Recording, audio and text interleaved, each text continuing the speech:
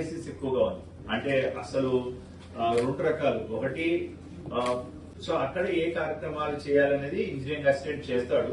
But మీరు కూడా, ఎందుకంటే మీకున్న నాలెడ్జ్ మిగతా ఎవరికి ఉండదు, మాట్లాడుతూ ఉంటారు కాబట్టి, చిన్న రైతు నుంచి పెద్ద రైతు వరకు మాట్లాడుతూ ఉంటూనే ఉంటారు కాబట్టి మనకి ఎక్కడ ఏ పని చేస్తే బాగుంటది అనేది రైతులు చెప్తారు మనకి.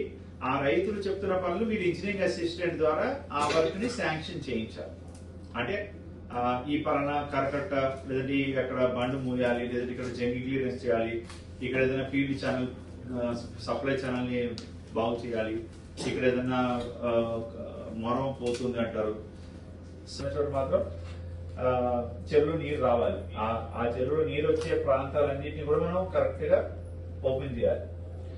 రెండవ పాయింట్ ఏంటంటే, ప్రాంతం చెరువు లేదు, ఏమి లేదు, అక్కడ చాలా భూమి బీడుగా ఉంటుంది. సో మీరు నాకు ఈ రోజు ఏం చేయాలంటే, ప్రతి ఒక్కరు కూడా బీడు భూముల్ని మీరు ఎంత సాగు యోగ్యం, ఒక ఊర్లో ఒక మండలంలో 300 mm ఉండొచ్చు, 400 mm ఉండొచ్చు. ఇక్కడ నేచురల్ ఫార్మింగ్ వాళ్ళు ఉన్నారు, అగ్రికల్చర్ వాళ్ళు ఉన్నారు. అంటే ఆ వచ్చే అత్యవసర వర్షంతో బీడు భూముల్ని ఎంత మీరు సాగు యోగంలో తీసుకోవచ్చు. ఇది ఒక టార్గెట్ నాకు కావాలి. ఫాలో ల్యాండ్స్ కి కన్వర్ట్ ఇంటూ ఫ్లో పని. అంటే నేను ముందు వాటర్ కన్సర్వేషన్ తో మీటింగ్ స్టార్ట్ చేశాను.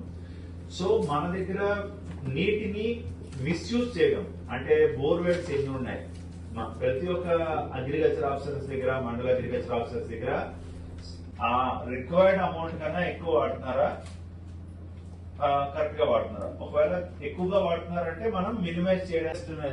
డిసెంబర్ నుంచి అలవాటు పడుతూ ఉంటాం, కానీ ఏప్రిల్ నుంచే చేయాలి. ఆన్లైన్ ఓపెన్ కాదేమో మీకు అప్పుడే.